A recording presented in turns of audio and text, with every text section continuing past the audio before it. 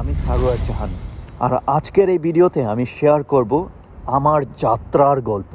কিভাবে আমি অজপাড়া গ্রাম থেকে চীনের বিশ্ববিদ্যালয়ে স্নাতক সম্পন্ন করেছি। এটা শুধু আমার নয়, সকল মধ্যবিত্ত স্বপ্নবাজ তরুণের গল্প। আমার শুরুটা হয় বাংলাদেশের ছোট্ট একটি গ্রামে, যেখানে সবুজ প্রকৃতির মাঝে আমার শৈশব কেটেছে।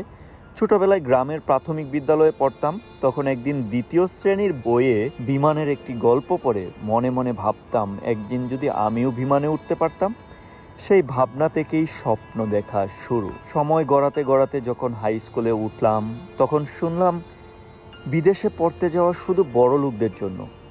আমার পরিবার তো সাধারণ মধ্যবিত্ত, কিন্তু মনটা ছিল বড়। সেখান থেকেই জন্ম নিল আরও বড় স্বপ্ন, বিদেশে পড়ব, বিদেশে বন্ধুদের সাথে ক্লাস শেয়ার করব।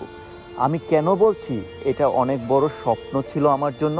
কারণ আমি একটা অজপাড়া গ্রামে পড়ালেখা করতাম, যেখানে আমি বিদ্যুতের ছোঁয়াই পাইনি ক্লাস 8 পর্যন্ত।